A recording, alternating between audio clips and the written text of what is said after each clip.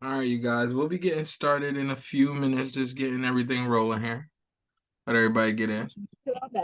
Lord.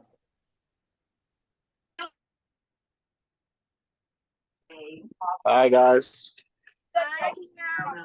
Hello. Say y'all well. Hello, hello. Chinese food. Hi guys. Like three music. Oh, I mean, like three over. I was like, I'm Six. not. Yeah. I'm saying like 7:06, you guys, 7:06. So 4 minutes. 4 minutes. Get everybody fed in the house. No. Seven, 6. Oh God. I caught her. No, but soon I'm gonna get sick. Oh my I God. live in the same house as her. That's true. I- Bound to happen. We've Hey. been sleeping here for a couple nights, so What we you can got sleep here? like 4 nights. Oh my What you God. getting there? Really?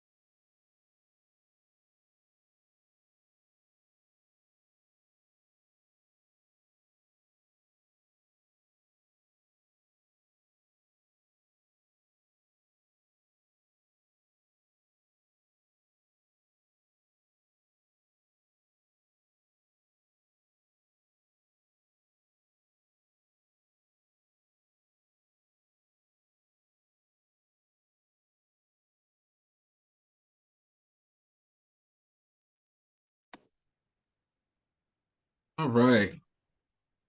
Um,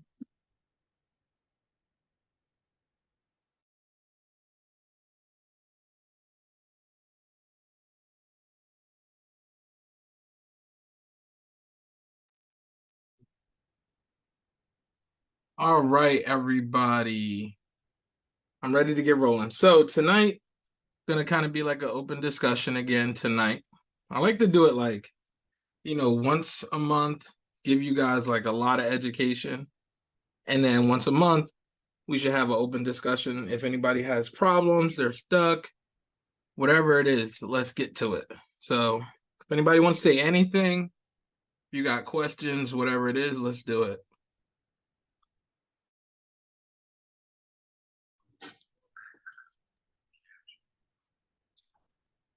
What, Mattel? Oh my God. What's going on, bro? How you doing? You living good? Yeah. That's what I like to hear, man. Keep grinding, all right? Okay. So he had something to say. Nobody has any questions. Like everybody's business is up to 20K a month. Like if we're not at 20K a month, like let's get to it. Just tired. Hi guys. Hi. No, is that Victor? No. You Me. wrong for that because you Me. know we got at 20K. Okay. I'm What's trying to get going on? everybody there. What's going on, everybody? What's going on, Dante? What's up, Dom? What's up, Mikkel? I'm good. Hey, man. Dante. All righty, how's everybody else? Y'all all right? I'm dragging, man. I'm dragging. Oh Hey, man, we got to see what we can do to pick it up. So what is it? The middle of the month? What are you guys stuck on? Like who's stuck? What are you guys stuck on? How can I help you?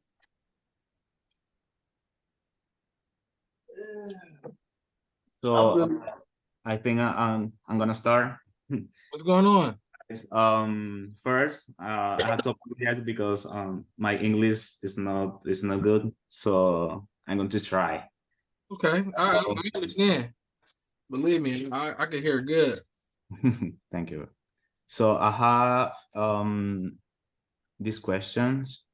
One of them is when I make CFPB, the completion the complaint. Do I have to send the letters? I mean, by mail or just with the complaint? You should definitely send the letters by mail, certified mail. Oh, okay. You Got should it. definitely like you don't have to every time, but like if you're doing it for clients, I think it would be best to do that. Even though it sucks, it's annoying. Like that's why I don't like to do the service. I like to teach because like I wasn't the type to be like, it's Monday, I'm supposed to be there. I don't get there until like Thursday. Yeah. So, but if you want to do that, then yeah, I would definitely recommend doing that. Anybody else send out letters for their clients? Because I don't do that, but somebody else might be able to give you the. I mean, yeah, you can use, I recommend if you're going to be sending out letters for your clients, to just use onlinecertifiedmail.com. So you don't have to keep pulling up to the post office. And it's 15. And it's like $2 more, but it's not that much. Okay. I send letters for my clients, but I personally drop everything off at the post office. Certified, or do you skip certified? I skip certified, but even with regular mail, I still get the same. I don't have no problem getting results or nothing. I just feel like certified would be like for people who are trying to transition over into suing and things of that nature. But I just manually drop. It just gives me a sense of security, like knowing that it actually went to the post office and it actually went out. So that give you some insight, bro? You say? Does that give you good insight? Oh, not yet because I'm just just trying. I just make a new call today and I just remove the inquiries, but I'm trying with a client and I have to remove there's one collection. So I made the complaint. So I have to, just trying to ask if I have to send the letters to. Definitely should. Okay. are you doing it online as well? Are you processing CFPB complaint and all of that? Yeah, I already did. CFPB working now? Okay, yeah. And when I was doing CFPB FTC that way, I wasn't mailing them out. But now that I don't I don't do CFPB anymore because it's been a glitch in their system, and it's been automatically closing. I just sent everything in the mail. Okay, got it. When you guys make the complaint, do you create new account for every client or you use your own? So are you talking about on the CFPB website? Yeah. Well, any website, yeah, you need an account for each client. Oh, okay, got it. And they have it's called gettingoutta.com that'll give you like a throwaway email because they're now like the CFPB will now send like a code to their email to get them to verify that it's them making the complaint. So to avoid that, like when people are at work, you can use gettingoutta.com and it'll give you a disposable email to use. Okay, got it. Well, and the last question is when you send the invoice for your client, what is your method that you use for them just to get paid?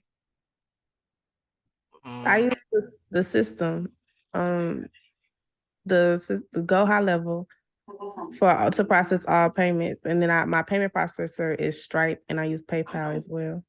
Oh, okay, got it. Okay. My bad. What you said it was? Go higher. What was that? Go High Level. That's the system that came with the Credit Influencer Academy. Okay. Dominique probably would get me up with Yeah, that. Okay. that's what we're working on for you. Got you, got you. And Dominic, I gotta do the video. I'm gonna do it tonight. All Don't, good. don't have me bite your head off now. I know, man. Looking at you like, Yo, yo.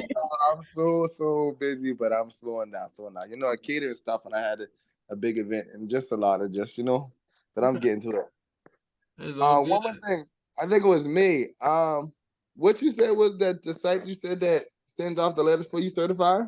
Because that's another thing is too. I go to the post office too, but I'm like, Online I certified Yeah. mail.com. Put it in the chat there. got you. Okay, appreciate it. Mhm. And then somebody asked, what's the website to get a throwaway email key? What was it? Or can you put it in the chat? It's gettingoutta.com. I tried to Google it. Let me see. Getting. I got that from one of my VAs. So gettingoutta.com. How do you spell it? You said throwaway email, Mikhail? GADA.com. Yeah, so like it's like a temporary email. You typically we just take the first part of the email that they use when they sign up, and then it's like at gettingoutta.com. That way, when they send the code for them, it goes to that email. We copy paste it, and then that'll be their login credentials for CFPB. That way, everybody has the same password, and we're not scrambling to figure out, everybody password and stuff like that. So I guess that kind of eliminates you going to like have to run behind the client and ask them, "Hey, did you get this email or such and such?" Exactly. But Okay, that's not. I'm not sure if you guys are having luck with CFPB, but it definitely hasn't been working for me. So I've just been manually just dropping everything in the mail. So, question: when you said it's not working for you, how do how you know that it's not working? Like, what are you seeing that's not working? It's automatically closing the complaint. So even with us using a VPN, it's when we go file a complaint, it's closing it, saying that what's the reason? No further action is needed, or like it's a duplicate complaint, like they've already resolved the matter. So it's a glitch in the system to get around that. Change your IP address. How even with the VPN? You probably just had to clear a cache. That might be it for real, because I have that problem with FTC. So a lot of times I have to get another internet piece or go to the library. So, but I haven't had that with CFPB though yet. Well, I'm not gonna say yet. Let me not speak it in existence. But I definitely will suggest that though. Clear the catch. And what else? What they said, go to a different internet or something. Just use a different internet. Sometimes I bought another Wi-Fi piece from like Verizon, but sometimes I just said, man, bump that. I'm just cooking to my phone hotspot, and I've been Will doing that that. work overseas though? Because I don't know now. They have something, because I remember my assistant, he had told me that he had found a solution to it or whatever. Like, because he had to work, so he had to figure that out. Anybody else have any suggestions and stuff like that around that topic? I do. For CFPB? Yeah, she's having an issue with the CFPB. Hello, Dr. Goody. Hi, good evening, everyone. I'm new to the group. What? Yes, I'm new. Hey, man. What? Hey. So I primarily joined the group because I need to get on like automations, not with the credit repair stuff, because that's already cool. I'm talking about in terms of like content, in terms of like, just like more automations within the company for the most part. So I heard some good, feedback. I know May's with you guys, so I kind of tapped in, but I do have some information with the CFPB. I know that with my VAs, at one point we was having like some trouble. We kept seeing them like send like mail back saying that it was closed, but we noticed that once we started changing the way we filled out the CFPB complaint, we haven't really seen any of them close. So like, I guess my question would be for those who are having issues, are you guys like writing statements like inside the statement box? Like, what are you doing there? Because that might make a difference. So for that part, I am doing a personal statement. Okay. We've even tried it to like where we put like, so it's not so grammatically correct, to where we put little errors in there, and it's still closing. I don't know. I guess I don't know, Oh, honestly. I noticed that so what we started doing was we started putting like a few like violations in there. So like say like we submitted uploaded documentation, we would say like, okay, we're submitting this information because these particular companies violated these laws. Like, and we were like keep it really short and brief. And then if we put like 3 laws, like, what is it, privacy, exclusion, permissible purpose, whatever we decided to put, we put like 2 or 3 there. Or we would just pretty much copy and paste the entire letter that was sent, that was attached. And ever since we've been doing that, we haven't really been getting any issues. But I will also say, I would also recommend to continue to do it because you can use that for documentation purposes, even though people might think that like it doesn't work, but like that's blatant, evidence that you have submitted a complaint, you complain against these, they can act as a witness if you had to go and sue later and stuff like that. So I wouldn't say stop doing it. I would continue to do it just for documentation purposes. That's pretty much the only reason why we do it for. Like, even though sometimes we've seen it where we've submitted it and they'll come back and say, oh, accounts have been deleted very quickly. And so we don't stop doing them. Our VAs do them for every client, every single round they do CFPB complaint. And it's been working for us. And as well, like again, like if you send like a demand letter later, you can say, hey, these accounts were already disputed, or whatever case may be. So I think that if you can put some laws inside the statement section or copy and paste the entire letter, I would just identify violations. I think that's the biggest thing. Like just identify at least like maybe 2 or 3 violations and just keep it simple like that. And you can also put like C attached. So we haven't really had any issues with the CFPB. And again, we use it for documentation purposes.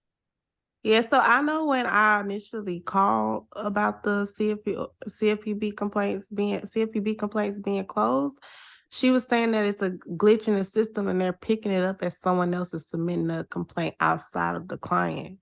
Right. So, that's what they'll tell you, but that's BS. Like they'll tell you all type of thing because they don't want to, like, more and more people are, see, before, when people wasn't really, utilizing CFPB, like it was going through with no problem, deletions coming through like crazy to the point where they had to like send a letter in, you know what I mean? But like they're doing that, that does not like take away their duty to perform their job.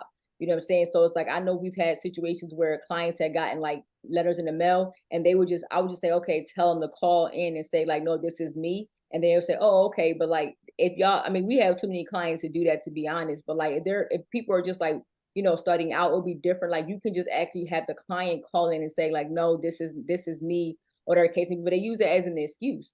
So then you probably want to go ahead and respond back and say like, no, like, this is me, or whatever the case may be. But like, they use that as a reason to pretty much like close case so they don't have to work. Like I don't believe that there's a glitch in their system, because if there's a glitch in their system, I feel like it would be happening to like a lot more people, or like we rarely have an issue with that. So I don't believe it's a glitch. okay, I'm definitely gonna get on it tomorrow. Yeah, Morning. I think that they know that, it's because even when like you try little tactics like you cussing the letters and stuff like that, they still come back and you'll get the same message. So I don't think it's a glitch. I think they're just telling people that. But I would still use it for documentation purposes. All right, thank you. You're welcome. Thank you for the insight. Oh, of course, of course. More questions, y'all. So where are you stuck? Well, Mikhail, she said she had questions about automations and marketing and stuff like that. That's where it started. Hi, Dominique. Hi, how are you? I'm good. How are you? I'm good.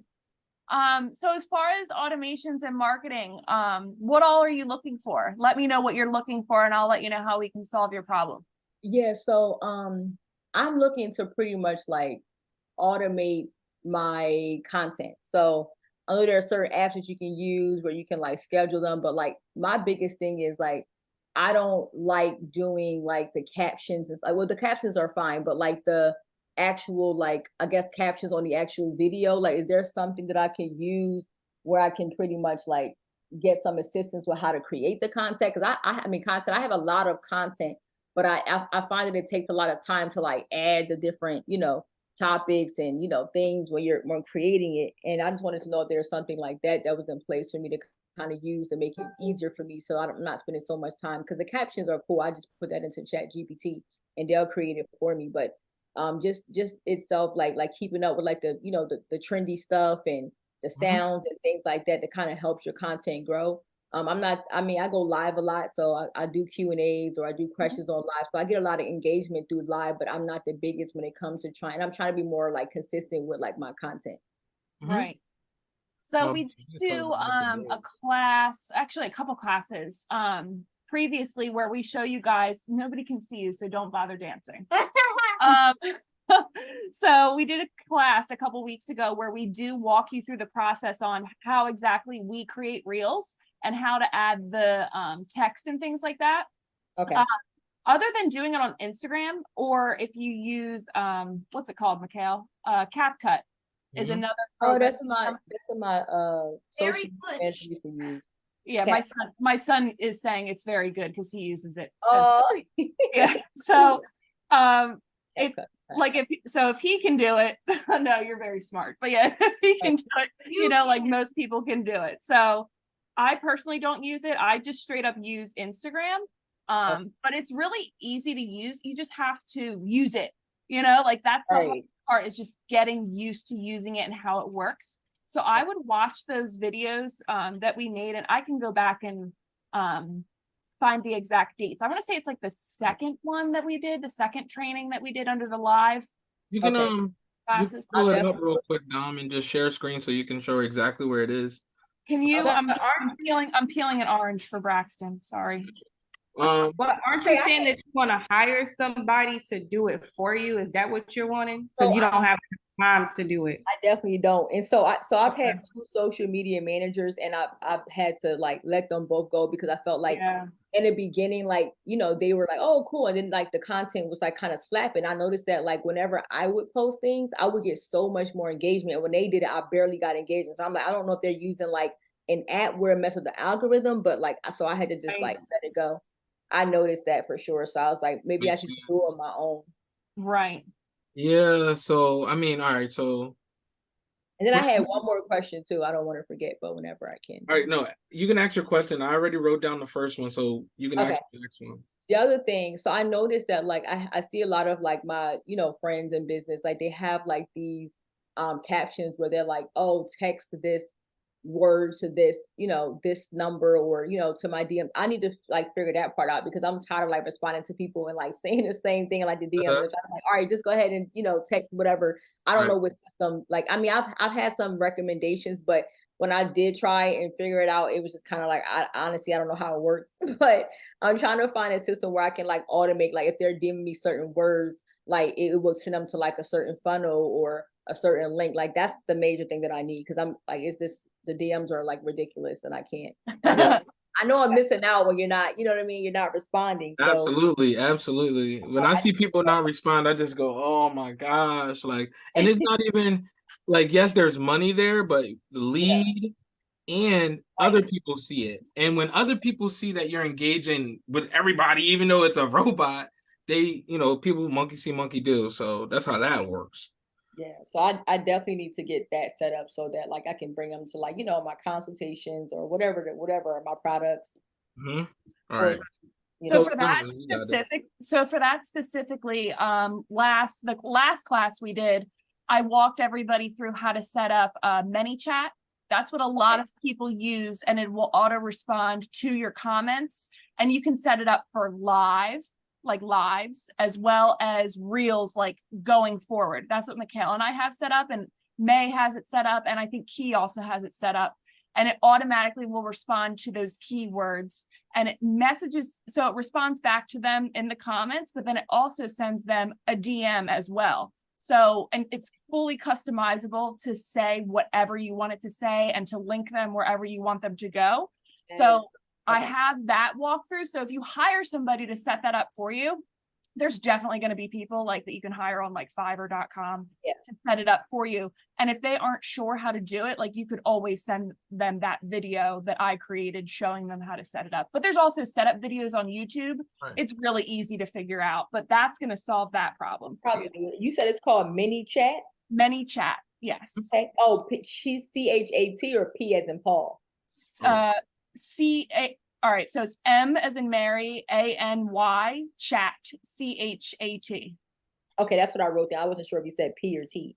Okay, I'll check that out. Yeah, our last class, if you go watch the last live training, we literally walk you through setting it up. And I feel like, Okay. did some of you guys set it up after that class? Yeah, I can definitely figure it out. Nobody set it up? I know some people set it up, but nonetheless, it's easy to set up. It's easier and way simple because I didn't have it set up at first. And then once like my videos started popping off, I didn't have no choice but to set it up because I was not going to be able to send all those links manually. And it takes away your time from like being on social media for real. So if y'all don't have it set up and you're trying to like promote your free class or whatever class it is, you need to set it up right now. Right. And it's way cheaper than hiring somebody to answer all those people for you. Especially when it's just like, it's super easy. But so when it comes to the content creation, you can hire somebody, but it's never gonna be to the level of you doing it. Because the truth is, we all know the information that we know, and the assistant don't know the information. Like they don't know the information, and a lot of times it's not even like the video itself, it's sometimes just the information. So what we focus on is, videos that we can find that will go viral, right? So the first thing is finding the trending audios. We always save, when you're on Instagram, we're always saving the trending audios so that when we go to make a video, we have a ton of trending audios, and the audios are changing like really fast. But something that I've been able to figure out is just looking at a trend. So like I can look at a trend. It's crazy because one of the members in here, we were having a call yesterday, and they were like asking me if like the car or like lifestyle marketing like helps. But in reality, like this just became my lifestyle. Like it wasn't my lifestyle for a really long time, right? And I was still making a lot of money. But what I'm saying is we use those videos in order to bring people to the page, but we have to then, the videos that you feel like aren't taken off, they're going to be viewed now. So you got to basically like be able to find trends. So like a trend would be like, I'm seeing this audio, it's trending, and it's like this person has 1 million views on this video right here. But so what I would do is like look at the different things that they're doing in the video. So like when I click on that audio, the videos in like the first box, like the first 9 videos, if a lot of them is like a car, then I'm going to use a car with that video. If a lot of them are like somebody driving in the car, just like looking at the sky, and they put like, so like what I'll see is like, I'm not a spiritual marketer like that. I am spiritual, but I'm not a spiritual marketer like that. But like, I can see the trends where like, if you put the word God in it, it's going all the way up. Like I seen the one trend where if you put the little peach emoji, it was going all the way up. So like I'll just hop on a trend and let it go all the way up. And then the people by default are gonna see my other content. And when they hit the follow button, they start seeing all of your content, like that you posted in the last week or two. They just start seeing all of it. So you want to figure out, and it's all in the course though. If you go through the whole thing and then go through the end, you can like hit us up and we can have a conversation. But when you do forget what I was saying. What was I saying though? You're talking about like how to look up the trending audios and to see what's trending with the audio, not just the audio itself. Yeah, that too.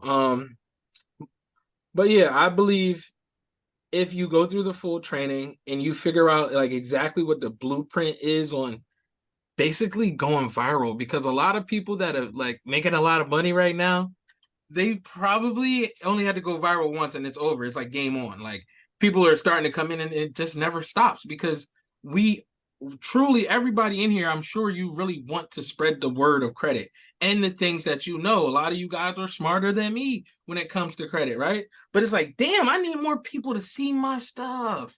I need more people to see my stuff, right? So that's what the inside of the course basically teaches you, how to get more people to see that stuff. And Instagram is going to respect it. When you grind in the beginning, like you only have to grind for a little bit. Like, I mean, my goals are really big. Like, well, I was going to say real quick, like, let's just talk about Melanie, for example, right? Like Melanie was having a hard time in the beginning. She was posting a lot. She's like, man, it's not hitting. Like, I don't know what's going on. I'm doing everything you guys are telling us to do. And it just like wasn't hitting on Instagram for her. And now, like, it's been what, Mel? Well, Mel's like walking, but it's been like what, 2 weeks maybe? Like, and you've started really not even? It hasn't even been 2 weeks yet. So the video referring to that got like currently it's like almost over 200,000 views. Yep. And I don't know. I'm about to cry because y'all. So okay, here we go again. Not only that, shut up. And then on top of that, baby. Don't do it like that. Don't do it like my that. God. I'm here for it though. I'm here for it. The goats follow me. Keep follow me. May follow me. Wait, okay, back to what I was talking about. So one video, keep posting, y'all. Just keep posting. And the video that you think is not going to go viral, it actually will. I'm sorry, I'm moving, but yeah. So and also please tag your what's it called? Like your business page, because that will also get followers too. And that's what's been happening with me. So yeah. Okay. So what is you was telling me something the other yesterday or something about you made a bag or something, and you know it kind of like went in because there's a lot of information. I'm just trying to get you set up to the next level, so I wasn't even really paying attention to the bag you had made. He basically wants you to cry more, pretty much. Can you address that? Do, y'all. I kid you not. Like, granted, I don't know what happened. God been, talk about God a lot. I'm very grateful for God. I'm grateful for y'all.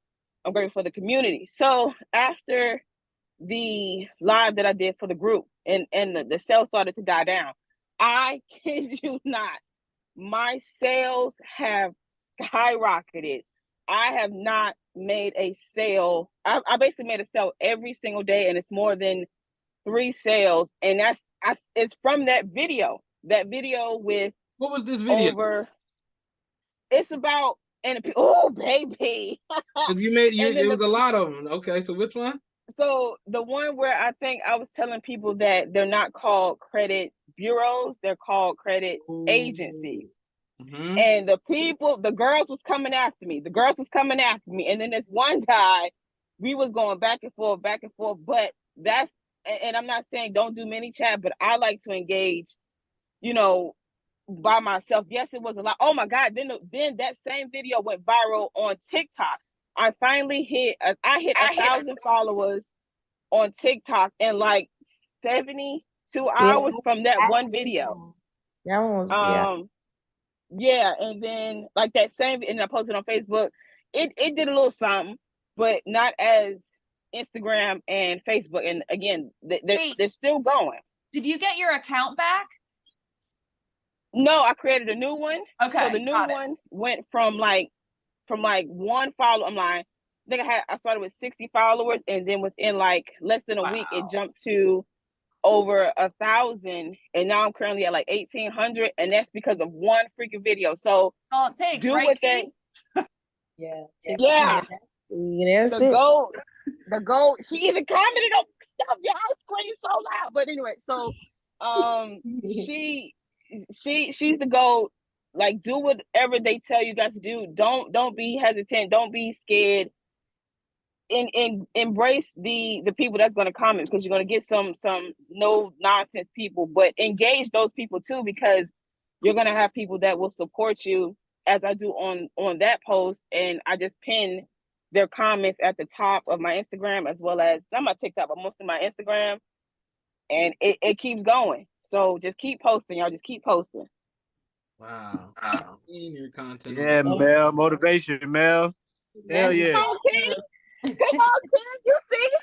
Right. And it's like, I mean, for me, like, I feel like I know most people wouldn't believe me when I'm telling you, like, yo, if you post 10 times a day for 30 days, like, if you just stay down and do that for like 30 days, you won't have to post 10 times. Like, when you first started, everybody that, is really out there, and, your stuff is starting to go viral. Once you do that, like, you get a little complacent. Like, you ain't posted 10 times in a day. But in the beginning, it's like, all right, let me just do this real quick and see if it works. Like, I'm trying to say, like, I had to make money or I looked at Dominique, and this was like almost a year ago now. I looked at Dominique, I said, yo, if we don't make it, like, what is gonna happen? Are you gonna have to go back to work? And she looked at me and was like, no, I'm not going back to work. Like, we figuring it out. And then I stayed up and I watched something from Myron Golden, and it was basically like how to go from zero to whatever the hell you want. And it was just basically the mind of the anticipation for what I knew would come. And I knew that I had work to do because he told me, you're not making enough offers. How many offers you're making in a week, or how many offers you're making in a year, you need to make per week. I mean, per month. How many offers you make per month, you need to make per week. How many you make per week, you need to make per day. And then I was like, damn, I do probably like 12 a day, bullshitting. 12 a week. 12 a week, bullshitting. Because this is my business. And I want people to find out about it. So, and I don't have any other means. So for me, it was like, okay, 12 times a day it is. And it was so, luckily I was driving in the car that day. We was heading on vacation. So it was like a 9-hour drive. So I had some time. And I did it. And then I started getting results, and like a lot of you guys, like I was doing like a couple $100 a day and stuff like that. But until I had to stay down, because I reached out to other people, like, okay, once you get to a point where you're consistently in your sleep just making a couple $100 a day, then you go and figure out, okay, how can I get it to like 1,000, a couple thousand a day? And you'll seek out those people to help you get there. But you have to do the work that's required. And when you do it, you'll get the results. It always happens. Yeah, and don't be afraid, like when you're posting content either, like don't feel like it needs to be perfect. Nope. Like you have to start somewhere. Like if you could go back and look at our very first reel that we did compared to now, it's completely different. You know, you have to figure out what works for you, because we're all different, you know, like, and we all have different personalities, and people are going to be attracted to you, to the genuine version of you. So whoever that person is, like, Ooh, can I tap in on that? Stand behind, you know? Can I tap in on that? Yes. Okay, so this is, y'all know my personality, right? So Yes. people love my personality because I'm real, I'm honest, I'll cut somebody out quick. And they love the realness of that because of the responses that I give people when they comment some reckless stuff. So y'all, please be yourself, because that's what people are attracted to. It's not necessarily your business per se, because the customers will come because of you, not because of what you're selling, but literally because of you. I had gotten at least 7 or 8, don't quote me on the number, but at least 7 or 8 credit repair servicing individuals coming to me simply over my personality, not because of what I was selling, but because of the realness that I was like. I'm a real person, you dig? So that's what they were engaging in. So I just want to tap in on that real quick. Okay, go ahead. You know that guy on TikTok from New Orleans, Melanie, that does the seafood boils and stuff? No, I don't. Who is it? Well, I was gonna say he'd be like, baby, but that's probably like a lot of down there. Yeah. Y'all know him? They The white be dude? like, Yeah, So- I saw him with the alligator, cooking the alligator. Oh yes, I remember that one. So I like said people are baby attracted in to one the of person. them. What did you Right. say? I said baby in one of them. I got so many DMs like, you from the city? I was like, heard yeah, that. I'm I from the heard that, and I city. was like, I was so hyped because I was like, that's it. Like you starting to step Yeah. all the way into it. And I remember a couple of classes ago, I was telling her, step into it, step in. And still, like, yo, I'm seeing a lot of people, like May said, set up the mini chat if you can. Like, if you're gonna get a lot of leads, like if you figure it out and you're getting a lot of leads, you're gonna need it, because It's not a matter of if, it's a matter of when. yes, you will need it. And you can still do it, like I still conversate with people all in my comments all the time, but my mini chat's on because I need it, or I'm gonna miss out on stuff. But I want to. You're not finished. My bad. no, you can speak. It's fine. I actually forgot what I was gonna say. I want to piggyback off of that because it actually helps when you go viral. So when I initially went viral, I was not ready and I missed out on so much money just simply because my system wasn't set up. I didn't have any automations. I was scrambling. I did a website after I went viral, after I realized people want letters and templates and all of this stuff. So you want to make sure that you have everything in place, especially with those automations, because if that video take off and you're not ready, you're gonna miss out on some money, a whole lot of it. They call that staying ready so you don't have to get ready. Exactly.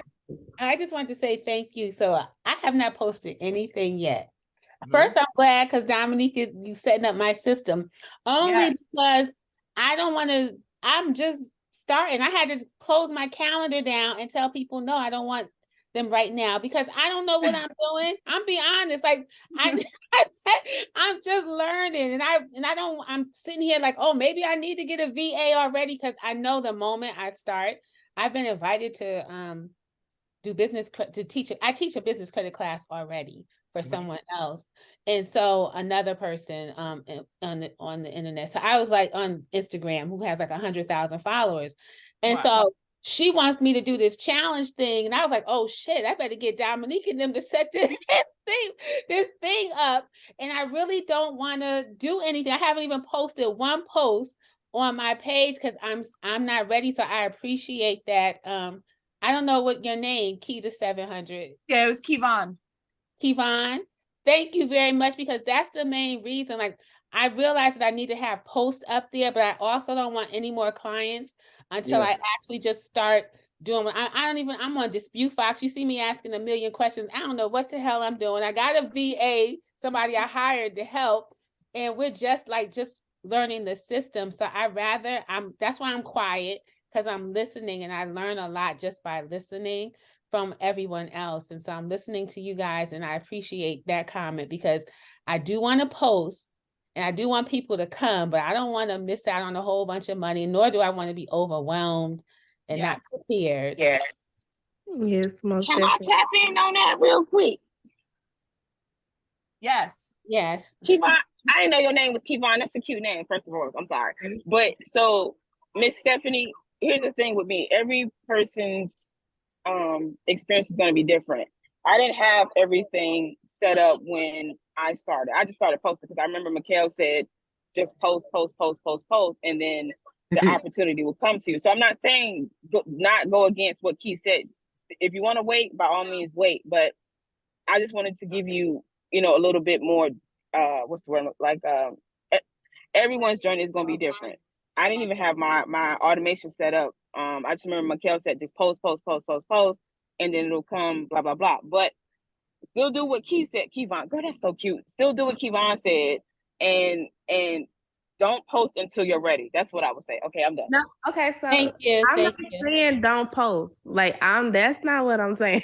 So that's not what I'm saying. I'm not saying don't post, but while you're posting, get ready. Because I originally quit my job December 13th. So from the day I quit my job, I was posting every day, 4 to 5 times a day. It probably took me roughly around 30 days for my first video to go viral. When my first video went viral, it went like mega viral, like 4.8 million views viral. So those people were coming looking for a letter that I didn't even have a website for. So that when I say make sure that you're ready while you're posting, you need to make sure that you're working on everything that you need on the back end. Because the video that took off for me, I had my bonnet on. So you don't know which one is gonna take off. So just make sure you're getting ready on the back end while you're posting. Okay. What is the Damn, 4.8 million? I know. Let me go sit down on my little 10,000 views on one with of the my bonnet on.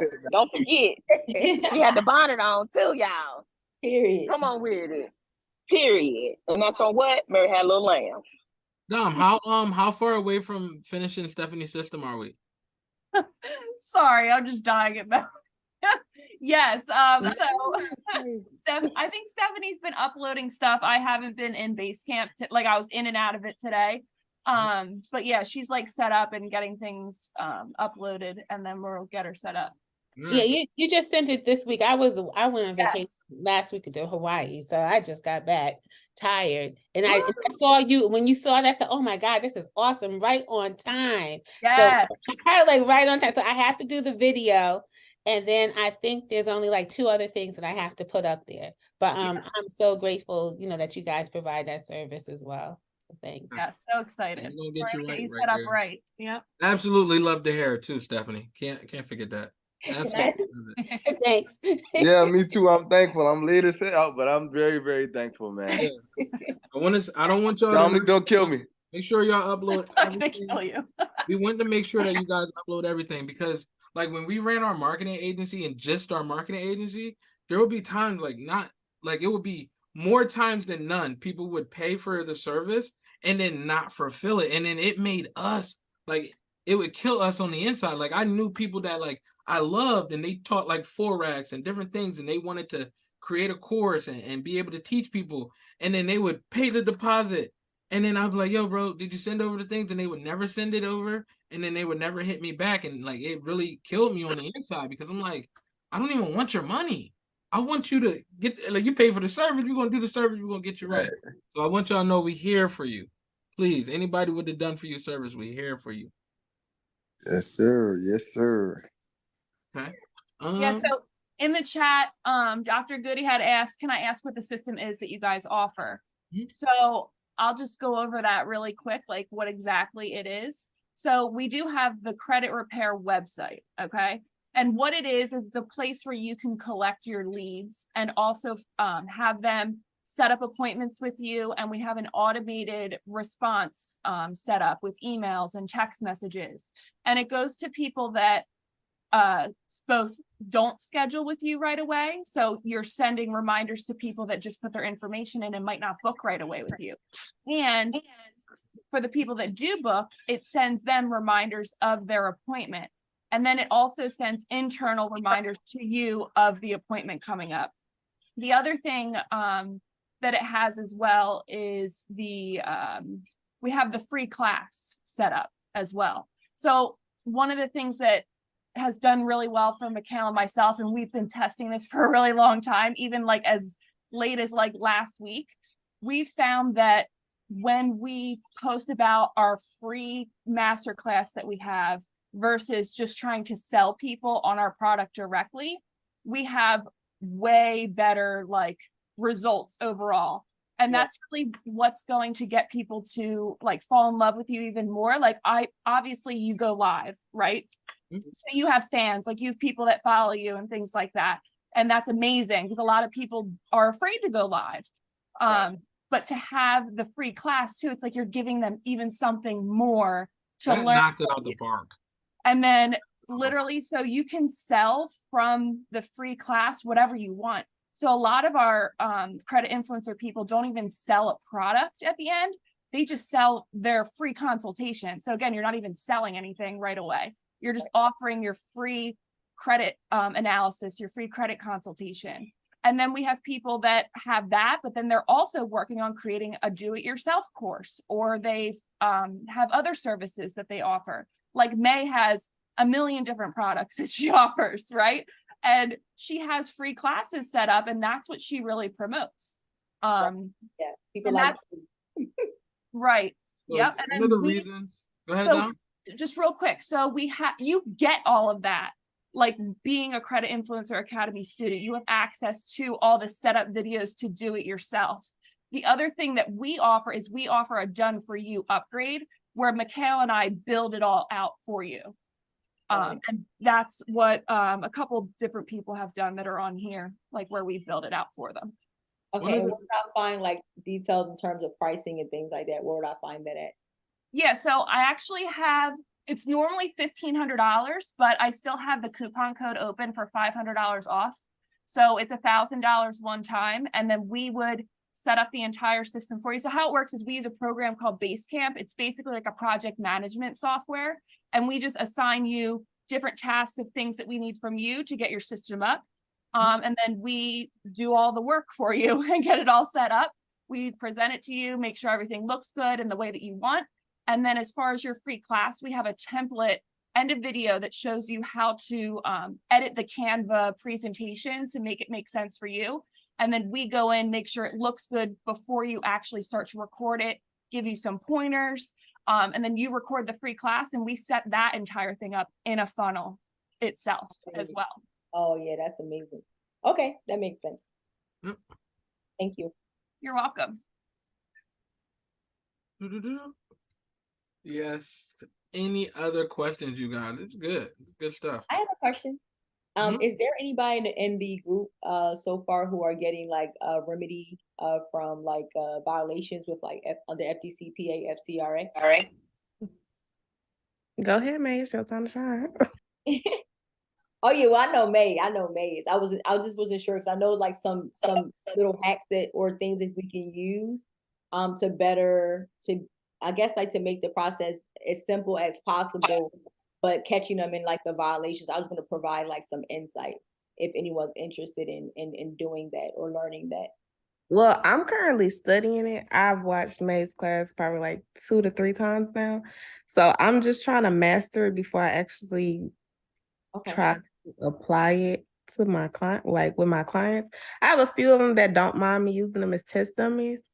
So I'll probably go through the process with them. But if you have any insight on that, I'm definitely open to hear it. Okay.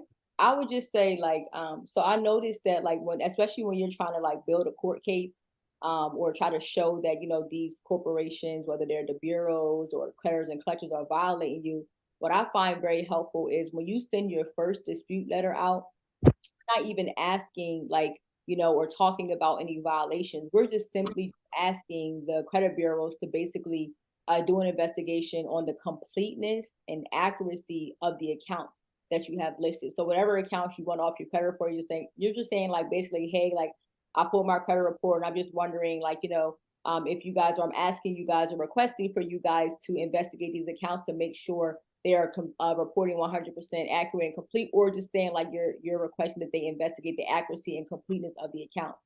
So you would send that off like as your initial letter. Like we don't even say things. These are for clients that we're trying to build a case against. Now, obviously, we're trying to get it off. We're gonna come with the laws and just, you know, do it that way. But if you're trying to build the case, it's the best way because now you're pretty much saying, okay, well, you guys, you know, they are supposed to offer you guys or complete an investigation that's fair. They're supposed to follow the guidelines and things like that. So you wait your 30 days. And when it comes back, you're basically looking at what they didn't do. So let's just say, for example, your credit report was pulled on June 18th of this year, right? So like last month. And then you send a letter saying like, hey, I'm just wanting you guys to investigate the accuracy and completeness of the account. Now, when you go back 30 days later, you need to be analyzing how they're reporting the account. So let's say, for example, your the date of last update still shows like October of 2022.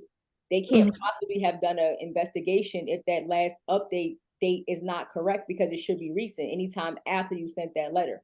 So right there, you've already caught them under FCRA.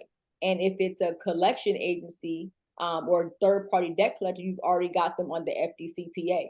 So now you can use, like once you find the violations the first round, now you can use that as levers to get the accounts off, and you don't have to dispute 3, 4, 5 times because once you already caught the violation, you can go ahead and draft up your pre-demand letter because you already caught them in a violation. Now you can go ahead and leverage and say like what you want them to do, and you can also point out how they failed you, and then after that, you know, if once they delete the account, that deletion equals admission. So you already got the evidence that they pretty much put something on there that wasn't supposed to be on there. So like you could just simply just write the first letter, just asking them to investigate the completeness and accuracy of the accounts.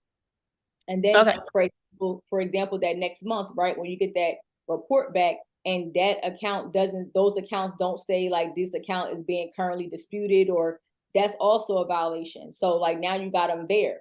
You know what I'm saying? So you just have to find the violations because it's easier to find a violation because then the deletions is just like the dessert.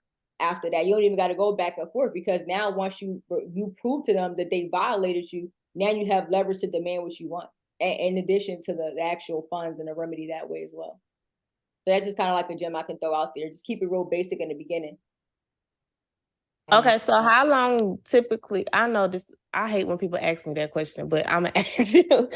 Like, I hate that question, but I do want to ask, like, so client-wise, how long do you think would be like it would take for that to take, like for remedy to come? If I was to include that as a service, because that's basically what I'm working on now, is to include like remedy, you know, how to sue the debt collectors and stuff like that as a service.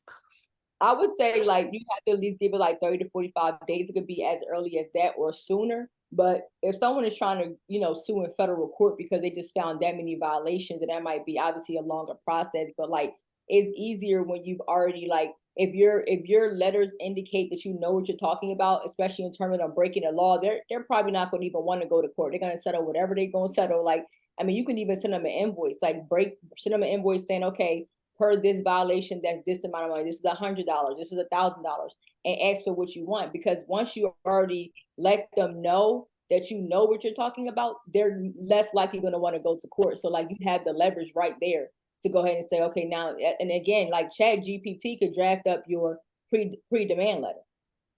I mean, I would rephrase it after you got it, regenerate it, rephrase it, but like they'll do it. And like at that point, it's going to say what they didn't do, and even when it comes to the investigation part, there's so many ways you can go after them, because even with the investigation, like if you look under the law, it tells you that they're supposed to be interviewing people who know you, all these things they don't do, you know what I mean? So like we already know that they can't verify anything legally, because you're the only person who can verify that account is actually reporting correctly. So who did you speak to? You know what I mean? So even in the first letter, or not the first, the second letter, when you come after the pre-demand, I'm saying you failed to provide me details of the investigation. You didn't say who you spoke with, how'd you come from this. Like once you start talking like that, and I don't know if you guys know too, but there are also like you can send your letters to like the legal departments of the actual credit fake bureaus. They're not really bureaus, but you can send your letters to the legal department because you're going to go straight to them. So usually when I'm dealing with like pre-demand letters, go straight to the legal department, because they're going to get those right directly. But again, it just makes disputing so much easier, because again, like the leverage is like you already found the violation, opposed to saying like, okay, I'm trying to delete this account because it's wrong or it's inaccurate or it's this. Nah, get get them on a violation first, and then use it as leverage to get whatever you want all. Because I've had students and they're like, they get emails literally from or phone calls from the bureaus or whoever it is, asking like, oh, there anything else you want us to take off? They usually email. Or there's instances where they're like, oh, we're sorry, like they're apologizing, because again, you got to stick to the facts. Like it doesn't matter, like, I mean, we all know, like, when it comes to the stuff on our credit report, it don't matter if the date is wrong. If we have a right to exclude what we don't want on our reports, we have a right to privacy. Like if they put those accounts on your credit report without your consent, they've already violated you from day one. You know what I mean? So like when we go through stuff like that, we're putting privacy, we doing permissible purpose exclusion, because it doesn't have anything to do with like, I mean, yeah, you could do factual disputing, but that's all irrelevant. The law tells me how to dictate what's on my consumer report, Okay. So there's so many ways you can go after them. So you tell them, hold on. I gotta process this in my head. Write your question down. My question is the pre-demand letter, is that the same thing as what they call a pre-arbitration letter? It depends. Honestly depends what's in it, the wording of it, because it can be considered pre-arbitration, but it can just be like, it could, like when we do it, we're more so saying like, okay, you violated me, right? These are the violations, and as a result of the violation, this is what I'm demanding from your company. Like that's what we're saying. So then that may not necessarily be like, I'm sorry. I like that. Yeah, so that may not necessarily be arbitration, but it could constitute as arbitration depending on the wording. So in that letter, we also say like, if you do not, do these things, or follow our requests, whatever the case would be, like we are like, I'm basically like litigation ready. Like, so I'm not saying we started the process, but I'm letting them know that. So like you can do that. But another thing is, I don't know, a lot of times, like, obviously we can use like FTC reports, but have you guys ever saw the law that talks about aggravated identity theft? Oh, well, man. Maybe is that in FCRA? Well, it might be, but is that 1635A? No, it's not. I'm gonna tell you what it is right now. Hold on, y'all. Let me pull it up, because this is what we use. And we be getting stuff right, but we legally use it. So aggravated. Here we go. It came right up on my computer. It is 18 U.S. Code 1028A. So the reason, I'm gonna drop it in the chat. Hold on, I'm gonna drop it in the chat for everybody. So let me tell y'all how crazy this thing works when it comes to getting stuff removed off your credit report. And I'm gonna tie it all in, right? So that's the link right there. So basically, it states that whoever during and in relation to any felony violation enumerated in subsection C knowingly transfers, possesses, or uses without lawful authority a means of identification of another person shall, in addition to the punishment provided for such felony, be sentenced to a term of imprisonment of 2 years, right? So that right there is literally the definition of identity theft, and that's what the companies do. Because if they've used your personal information knowingly, they transferred it, i.e., when they're asking for our documentation, they're sharing it with different providers or organizations or whatever that we didn't authorize, possess, use. That is literally, by definition, identity theft. So when people are using FTC reports, you can do an FTC report and legally do it because that's what it is. So in our letter, we say things like TransUnion, Equifax, and Experian stole my identity because, and we literally explain what the law says, and literally can get stuff wiped like that. And under the the identitytheft.gov, it states that like anything that's identity theft has to be blocked and removed within 4 days. That's law. So we already know if we didn't provide them with any permission to furnish, share, whatever, that's automatically identity theft. Like, and you can say that in your letters, and that can get stuff wiped as well. So like when I tell you that aggravated identity theft law works, like literally that's legally identity theft. There's so many people who are claiming that, and I would be very careful because when you're dealing with clients and you're doing that, especially without the consent, they're not telling you it's identity theft. Like you could be put on the hook, but when you do it this way, it's legally identity theft by definition. So you can do identity theft report. You can do a letter with that particular law in there. And you can also include the privacy law. Like I always like to couple it with the privacy and exclusion because it all ties together. And then sometimes we'll also mention the Gramm-Leach-Bliley Act. The Gramm-Leach-Bliley Act is the act that pretty much tells you how financial institutions are supposed to handle you when it comes to your information. So if you, let's just say you guys signed up with like, and got an auto loan, right?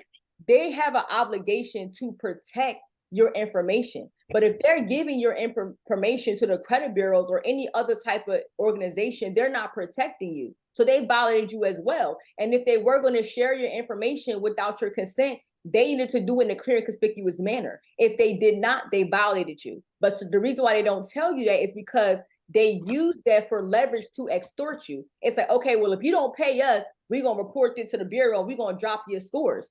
They can't do that. That's extortion by definition. So you can, anybody that you have an account with at any given time, you can send them a letter saying, I do not wish to have my information shared. You put them on notice. You mentioned the Gramm-Leach-Bliley Act, and it's over with. So now if anything happens, you can come back and say, well, I asked you not to report my information. This is actually your right. Because they'll tell you all day, like, oh, well, it's in our policy that I don't care what your policy is, because federal law tells policy every single day. You know? And so I would just say if y'all really want to get stuff right, that identity theft is legal. Like it's legal definition. So that's exactly what they do. Yeah, I use, of course, I'm sure everybody uses the same thing, like permissible purpose. But now that you just reverted to 18 USC, I'm gonna study that tonight, and I'm gonna. Yeah, I mean, it's literally just that.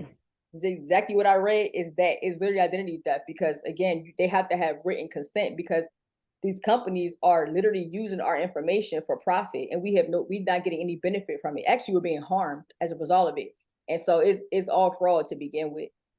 It's all unlawful. It is all without our consent, all of that. So if you ever had to go to court and you also use that, you can say, I've already said, I sent a letter saying they already violated me. They did this, they didn't remove it. Just keep your documentation in the Facebook group. I can, I think there is a Facebook group. I can drop a video. I teach you exactly how to send certified mail for free. So if you have like not a whole bunch of clients, you don't mind going to the post office, I know how to send mail 100% free with signature, return receipt, certified mail. You're lying to me. Where Oh was yeah. you at the other day when I was at the post office sending out? Listen, Hey, the they whole Drop it, drop it. everybody in the post office know my name. I come there at least 2 to 3 times a week, but I don't do it in my company because we just do everything like online. But I send a lot of stuff. I'm like May, I'm into like the consumer stuff. So I'm into all that. So I'm always sending like a lot of documentations every week, and I do it free of charge. Like I've had a situation where I went in there, right? And they were trying to charge me for it. I was like, no, I'm not supposed to be charged. This is law. They're like, what? So the guy goes to the back and he's like, and he come back and he's like, wow, I don't know what you just did, but they said you good to go. Like literally, like we can send mail for free. Like I do certified return receipt. I can track it. I don't pay a dime.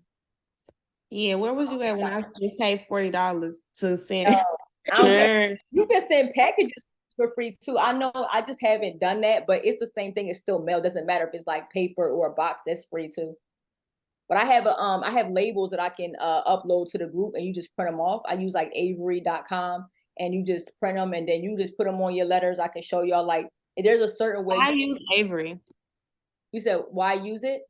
No, I use Avery. Okay. I just Yeah.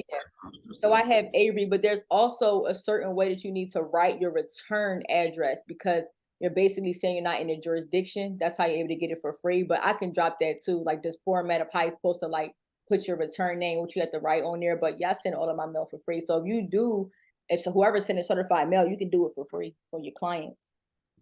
Girl, who are you? Are you new here? Yes. I'm new to the group, yes. I'm not new to credit. I've been doing credit for like 7-8 years. So I'm the credit. Are you new to the group? I am. This is my first time on the call. I mean, I think I joined a couple weeks ago, but honestly, I'd be so busy, like I can barely get on anyway. Hey girl, I got so this, you said it's a pre-meditation letter. You said pre-meditation, huh? What did you say the letter was? It was I'm going back to before we talked about pre-demand letter.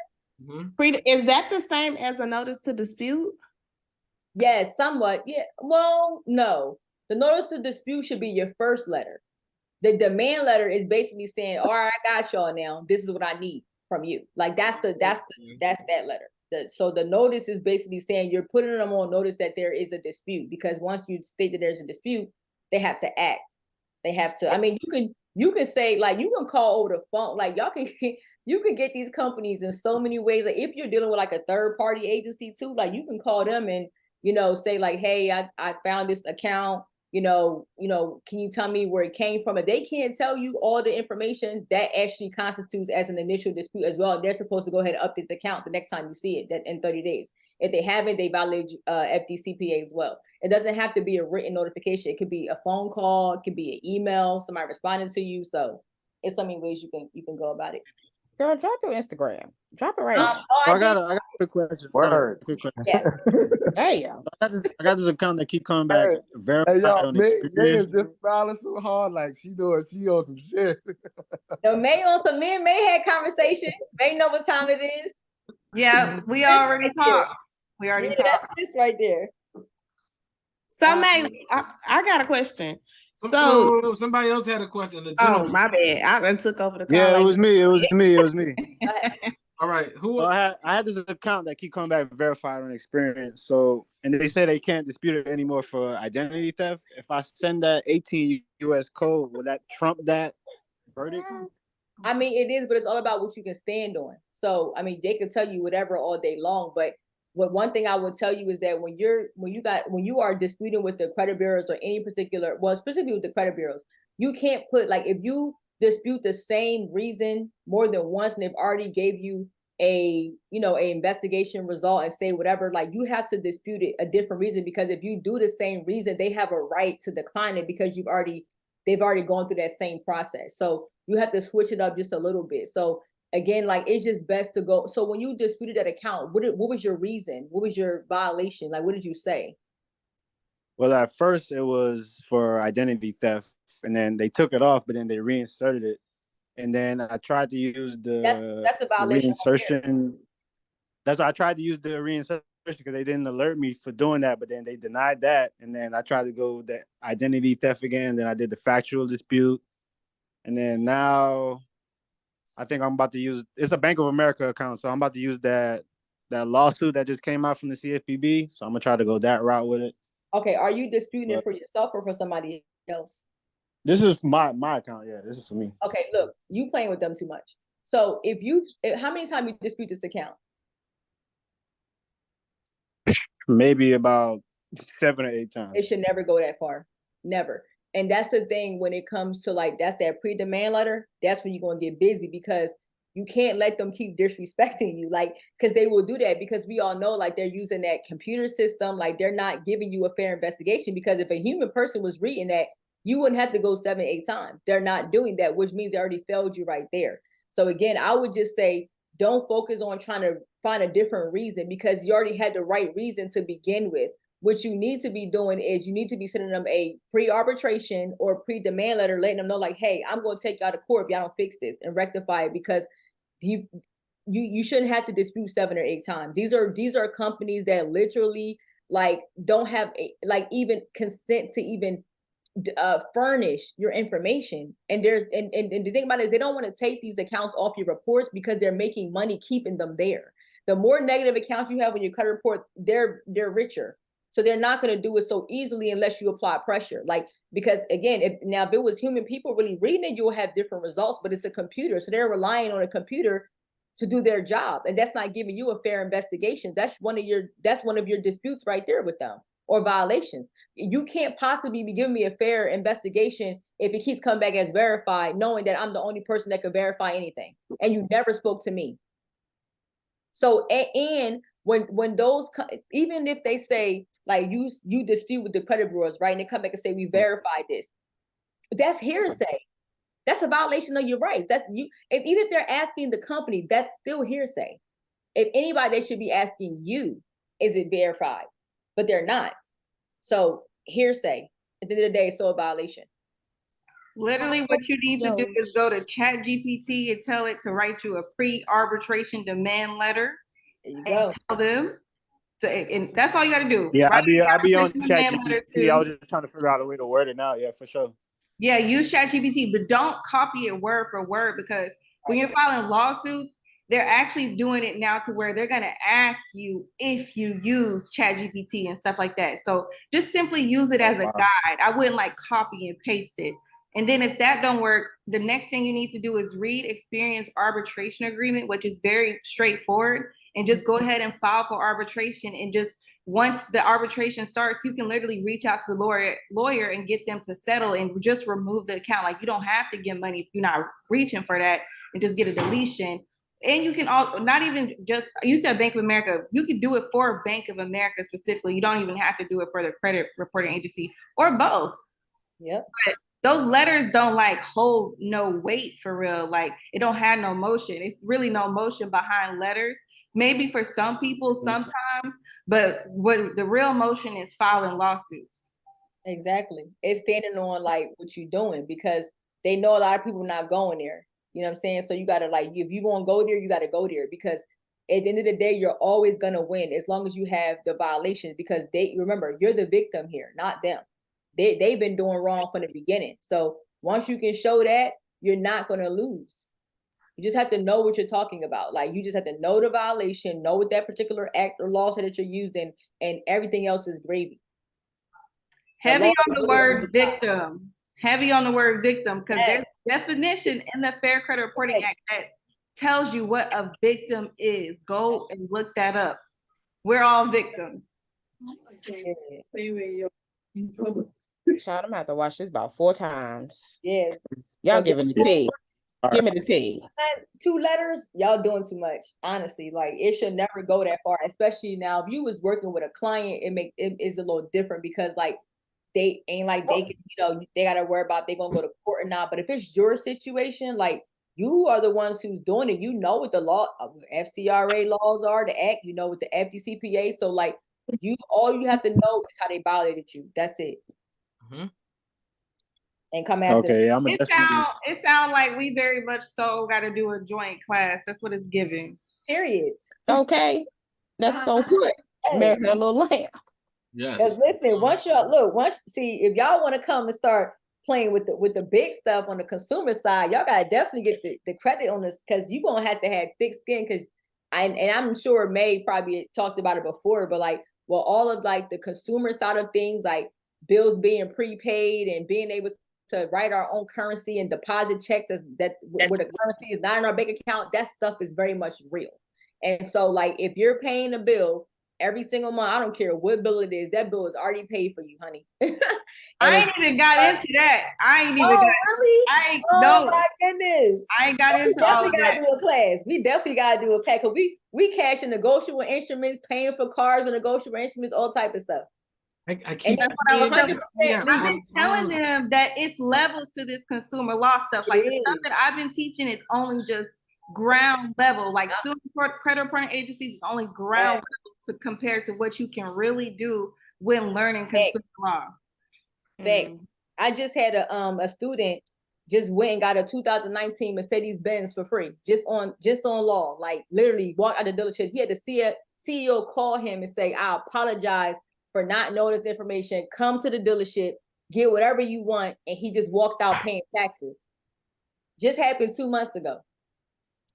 And he ain't do it, 60 years old, got a Benz. What? He ain't paying nothing for it. Yes, 100% real. It's a video of him on my page talking about it. Literally, like it's real, y'all. I'm talking about y'all can get a house, but whatever y'all want, y'all can get because y'all signature pay for everything. Literally everything. Mikhail, Dom, somebody. Set it up. Take my money now. Because what the hell? Yeah, we will. I'm so serious. We will for sure take that. Oh my God. And when you realize that information, you're able to 10x your business because you're not worried about money. You're not worried about how much stuff can call. You talking about, oh yeah, Diamond, y'all, yeah, here, pay it. I want my system set up. Like it's gonna be nothing because like you're able to literally have, let's just say you had a credit card line of $10,000. You're able to use that $10,000 every single month. That bill go down to zero. You never pay. Oh man, girl, never pay a dime. Credit card. Never credit card. Anything that your social was used for was already paid when you signed for it. So if you sign for a bank account, when you sign up for a driver's license with DMV, that's the $11.2 million surety bond. Like, so you're the secure party. Where's your security? Where's your interest? Like, they don't tell you about that because you have to express that. So no one's going to say, oh yeah, we owe you X amount of dollars. If you don't know how to say where my bread at, they ain't coming to give you your bread. And so like, once you start really learning, like you have an interest in everything. Like even when it comes to like you buying a vehicle, right? Yeah, we can get our down payments back and all that stuff, but you own the car when you signed for it. Like that, you got that application that you applied for was a financial asset that was securitized and sold in the market. That promissory note was your payment back on the actual car that you never knew you could tender for the actual discharge of that actual car or that house. And so when you learn this information, you can get anything you want for free. You won't pay any bills, even car insurance. All that stuff is fraud. They're getting paid. They're submitting our information every single month to the Department of Treasury, and they're getting a payment for everything that we signed up for, but then turn around and asking us for the payment when the bill was already paid for us. That's why your bill comes with a positive number. It's already paid. Girl, does this apply to taxes? Any taxes is not, listen, like taxes can be endorsed as well. Like only corporations pay taxes, not natural people. You can also go through a process called status correction. I'm actually completing my paperwork. I just completed my paperwork. I'm going to be tax exempt. I'm not a U.S. citizen on paper. I don't declare as a United States citizen. Therefore, I'm not under their codes, corporation laws, whatever you want to call it, statutes. It doesn't apply to me. I'm a private citizen. I'm not an American citizen. So a lot of them stuff they don't relate to me. It's all about just your paperwork and what you file. Everybody was born free until you allowed them to take over and take your freedom and all that stuff. And then that's when they put you in their jurisdiction. They start charging you for everything. But all that stuff is a lie. Like you're supposed to be like literally walking free. And until you express that, they're going to keep treating you as if you're a citizen because they made you think that you was, when by definition, you're not really a citizen. How can you be a citizen of a corporation? You're a consumer. Exactly. You're not a citizen. So they tell you that because that's how they get jurisdiction over you. And they sign you up for that with your ID, your passport, all that stuff, and say, oh, you're a citizen now. You got to play by our rules. You're on our court. You're on our turf. So I'm off the turf. The separation versus death. When you associate yourself with that all caps person, you're dead. Exactly. That's why you need to be a secure party. You need to file your paperwork to be a secure party, meaning that you are a representative of the estate, but you don't hold the liability, if you will. I'm trying to get a house. Tell me how to get that for free. Baby, I'm so excited. There's different ways you can go about doing it, but you really have to like learn, like start learning and then applying stuff, and then you'll be able to do that with no problem. Send me your class. May, send me your stuff too. I need to get into it, guys. I'm going live tonight. I'm going live tonight. So y'all tap into IG. I was live like basically all week, but I be talking about this what I want. I asked you 10 minutes ago to put that in the chat. Told y'all to tap in so long ago. He said drop them classes ASAP. So wait, what'd you say, May? What'd you say, sweetheart? I said Mikhail told y'all to tap in a long time ago. Okay, I'm listening now. Right. They heard that social security number was a credit card and not I heard that I get my credit cards to zero. That's what I heard. And it's unlimited. Yeah, I don't know why. Unlimited. That's social security number is backed by credit, unlimited credit. I need give me your stuff because I'm not really too keen on not too keen. I don't know too much about consumer law, but give it to me. Talk to me. Take my credit card, and then Dr. Girl, is your name really Dr. Good? Is it Goody? I'm a psychologist. That's where the doctor comes from. I'm Lord have mercy. Clinical psychologist, so that's where the doctor comes from. I don't give a damn where it comes from. Give me the information. give me the website. Give me something. Honestly, all of y'all, like not just my classes, because she goes more into like negotiable instruments and things just like that. I simply just stick to like FCRA, FDCPA, and TILA. So you would definitely get something very beneficial from the both of us. But not let's do something together, man. We're gonna get everything. Yeah. But it's not just like getting the classes or purchasing it from us. It's about knowing the information and how it can literally change your life and your financial situation for your family and generational wealth. That's really what it's about. And it's about knowing what's really going on in this system and how you need to take back your control from these corporations. Thanks. Got you. I got you. So, Dr. Goody, do you offer like one-on-one? I get what I'm trying. Yeah. Just a lot because honestly, I'm going through the admin process with Navy Federal to get my car loan zeroed out. So with the information you just gave in the information that I learned from May, I'm trying to see if I need to combine all that together. Wait, you can get your car loan to zero? Girl, where are you at?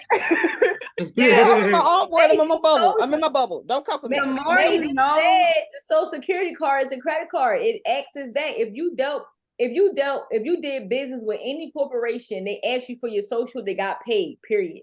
They would not ask you for that. If you look on the back of your social, it's not used for identification purposes. So why are companies telling you that? Because when they get your social, they're tapping into your Sesticate trust account.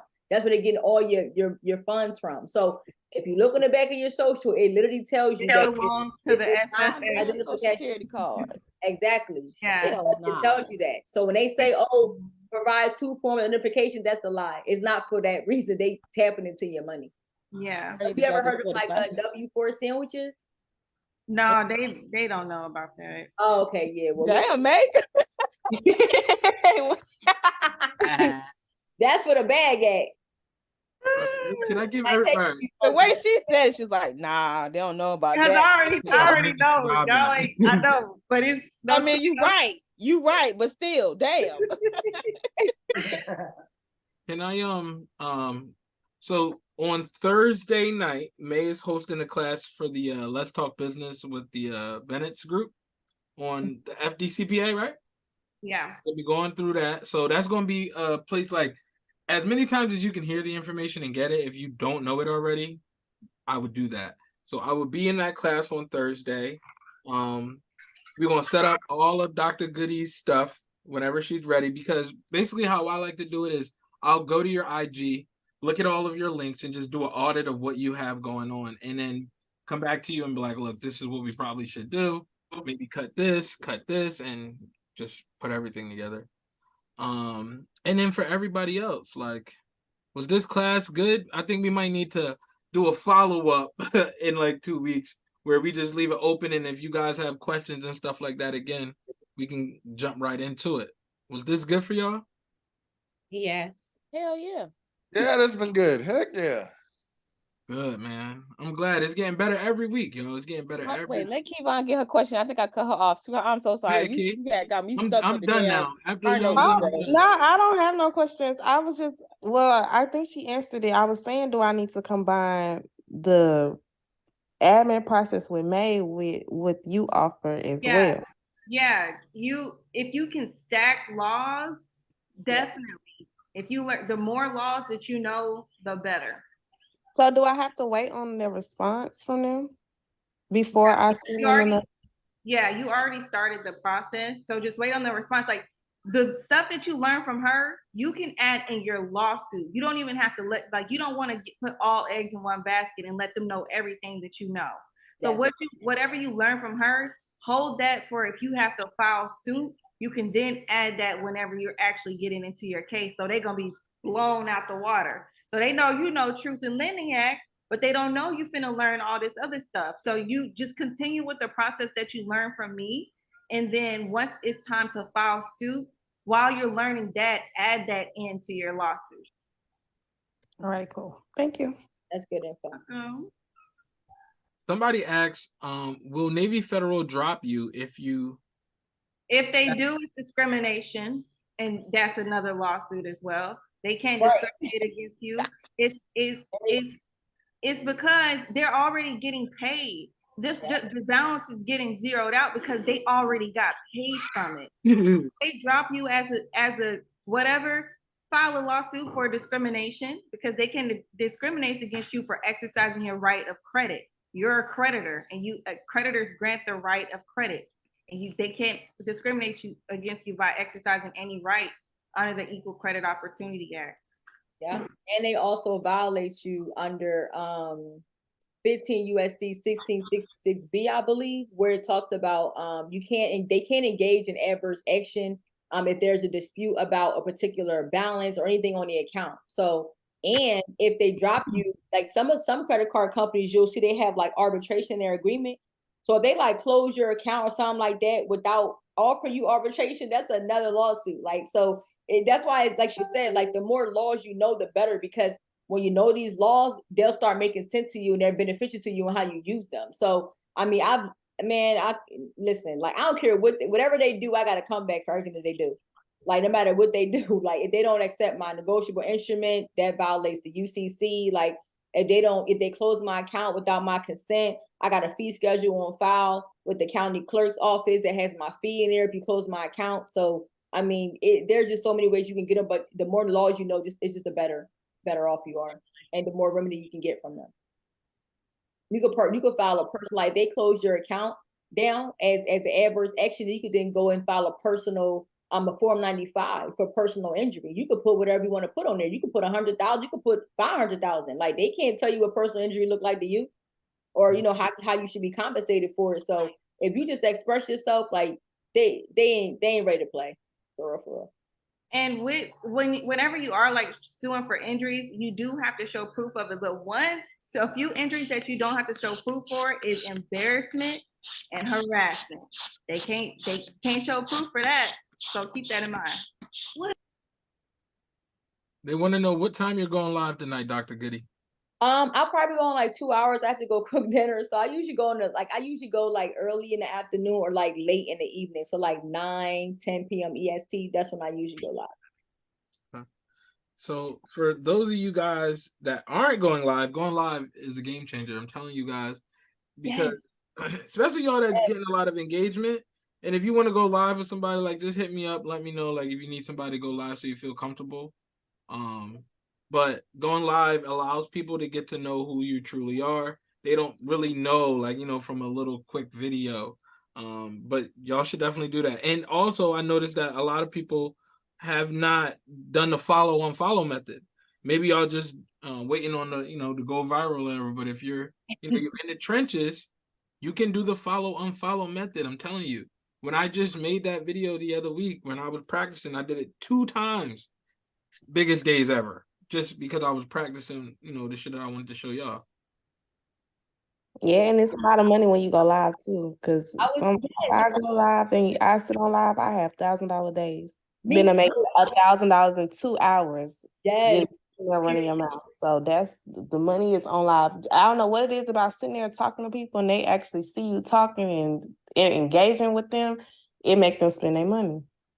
When I tell you, like when I started going, I've been going live at least for like the last probably year and a half consistently. And I made, that's why like, it's funny how like I don't even have like funnels and stuff set up. Well, I do for one of my courses, but like I make so much money going live. I can imagine what I'm gonna make when I get all this other stuff in place because one, people like to relate to you. Like people like to see the real you. Like it's different from when people are just like looking at your page, they see you selling stuff. But like, see, I've gained so much trust and with my audience that like if I'm selling anything, they're gonna buy it because they already know I got receipts. They know I already got, I'm trustworthy, like I'm real. Like somebody talked about it earlier, like being themselves. Like I noticed that. See, I come from like corporate and all that. So when I was like presenting myself like that on live, I barely got any type of engagement. When I started just really being myself, because that people can relate to, like it took my following up, it took my my engagement up, my money up. Like I went live yesterday. I had my friend visiting here. I made $2,000. I was on live for 2 hours and made $2,000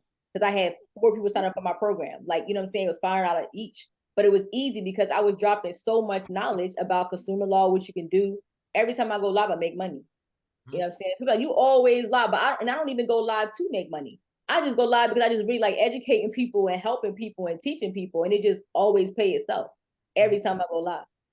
Definitely.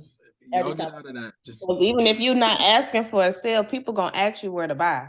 Yes, So I don't ask for no sales at all. I promise you I don't when I'm online. I just be like, I be talking about where can I sign up for your program? I be showing receipts of like what people do. And I don't even gotta show that. I just talk to people. Like I answer questions for free. They can tell by the way that I talk with conviction and I'm knowledgeable. So whatever I'm saying, one thing I would suggest too, like especially I think May does a great job at this. I follow because I just know her page, but she gives you information that you can go fact check. And people like that. So whenever I'm talking, I always say, don't believe me, go straight to the law. And I say, write this down and I give it to them. Now they can go look and fact check what I just said. They know it's real. So it's like when you bring that type of energy, they gonna tap into whatever you selling because you already gained their trust. You already showed them that you know what you're talking about, and that you always back it up with a fact. yes. And now you have a lifetime customer because now they sending everybody they know to you. Yeah. That's why even with credit repair, I've never had like nothing. Everything was been word of mouth. We do the job, we get the deletion. Now everybody telling about everybody their job, their family. So like we just get a lot of customers just by word of mouth. Like dealerships, we talk to dealership realtors. Realtors send people our way. Dealerships that I just communicated with. Hey, get your cars out. Start talking to people. Like I'm telling you, the clients are out there. Yep. They out there. And there's a lot of people who got money who got bad credit. Oh yeah. I had posted yesterday about I was like, one thing I noticed, like just because you have money, you can't just buy good credit because you have to understand it. But I didn't want to discourage people from investing into credit. So I took it down. But I mean, that's just what I think. Just because you have money doesn't mean anything. Like I knew friends when I was broke, they had more money than me, and they're like, "Oh, I have an 850 score." I'm like, "Okay, but you don't know what the hell you're doing." So it doesn't matter.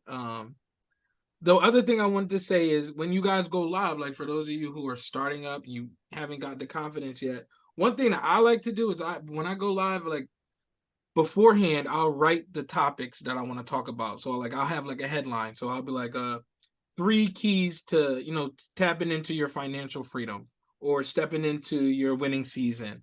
And then I'll just give them 3 things, like education is one, time management, stop wasting your time, and then maybe I'll say credit or something like that, and then most of the time when I'm live, like they said, I sell on my live. Like I don't really care. Like if somebody want to buy something, I'll whatever. But the main thing is I like to have my free link. So if somebody new, because when you're doing things online, you have to understand that most people that are watching you, they don't know you. Like they're new. It's like more new people than like repeat people. So when you're marketing and you're talking, you always want to keep in the back of your mind, like these people don't actually know me. So you always want to tell your story. And then you always want to give something for free if you can, because when you give something for free, now they can get to know you. They get to know like, and trust you, and that's how you will gain the sale. So that could help some of you guys. I think this class is a little bit over, but it's been amazing. Any last words? Anybody got any last thing? Anybody else? I got one question. One question, guys. Somebody can answer. Y'all ever had when you dispute and then they just delete the whole account, like all their points gone? I got that with 2 clients. Like the whole credit report. Yeah, like they had like 550 something like that. It's down to nothing. Like it's not showing nothing. It's showing the other 2, but not on certain ones. And I think it's Equifax on both of them, if I'm not mistaken. With Equifax, they do a promotional block. So if they're using like Identity IQ or Credit Hero Score or any third party credit monitoring, they have to call them and lift the promotional block in order to display that score, because it's not going to show nowhere. Credit Karma, nowhere. Except for it does show an Experian, but it's not going to show a score nowhere else. So run that by me again. My bad. I didn't understand what you're saying. My bad. The client has to call Equifax and lift the promotional block. Okay. And just what? Tell them that was them? Because I'm pretty sure they did it after I disputed for the client. Yeah, but it's like as a courtesy I guess it's not really a courtesy, but when you send that block and delete letter, they block and delete the account and they put a promotional block on your report. So can't no third party pull it. Oh, so just call and tell them just to remove the promotional block pretty much? Yeah, and it should display the score. All right, thank you.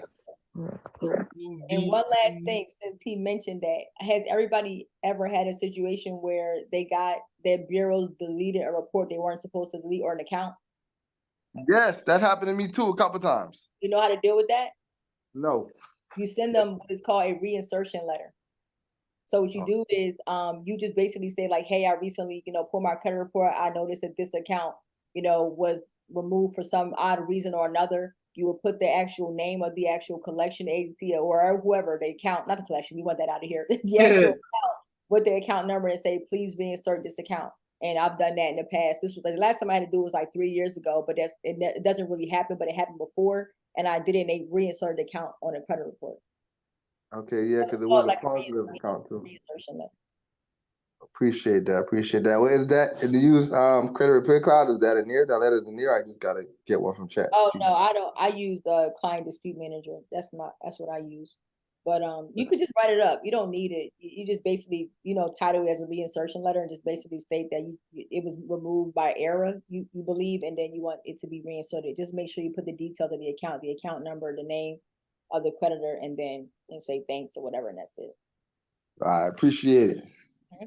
All right, and we got one more question. OVZ back.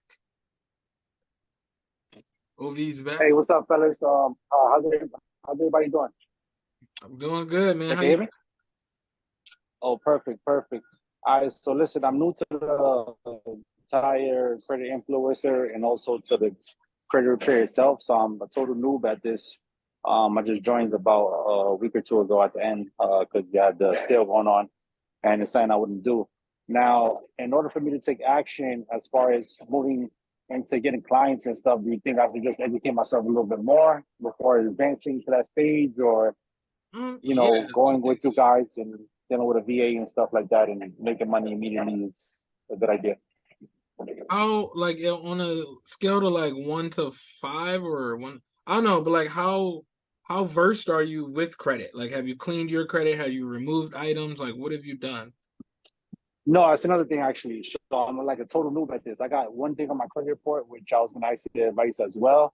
It's the medical collection that's about $1,800 from capital accounts that I'm looking to get removed, and I didn't really want to just go ahead and just pay some random person without actually doing my homework. So I said, let me just learn this and do this myself. Yeah, so I would work on getting that account removed.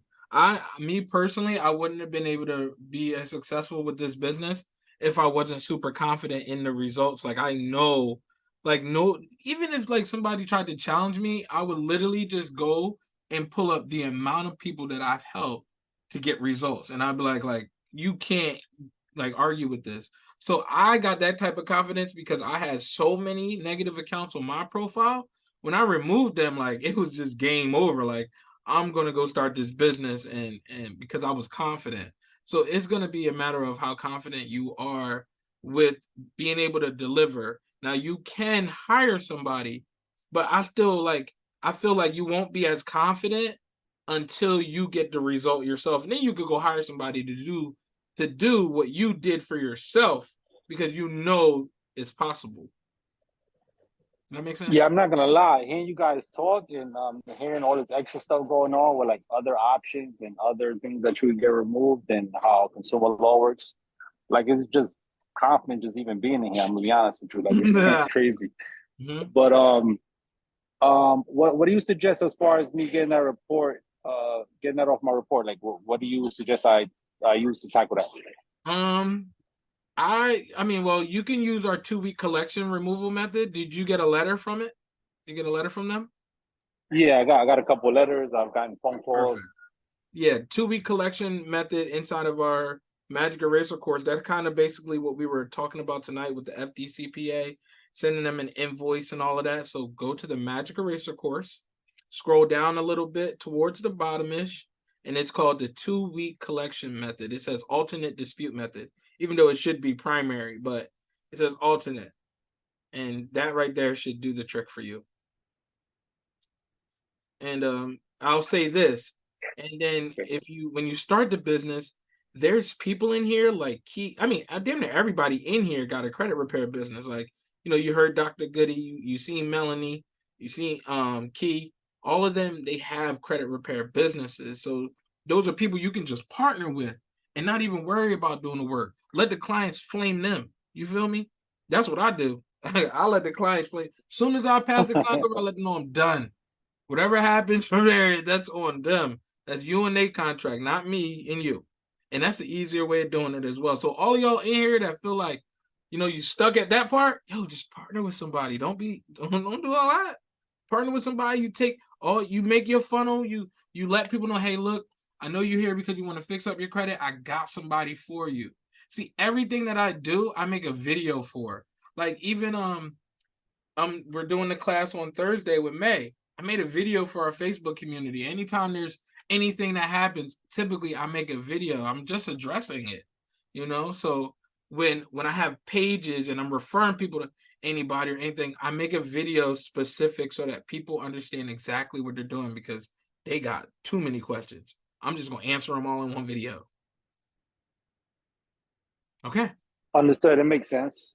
I appreciate that. It makes sense. Absolutely, man. I appreciate you being here. Yeah, partnerships are the way to go. Yes. All right, you guys. See Absolutely. you. Thanks for having me, and I'll let you guys know if once I'm ready to do it done for you and move on to the next stage. Okay, cool.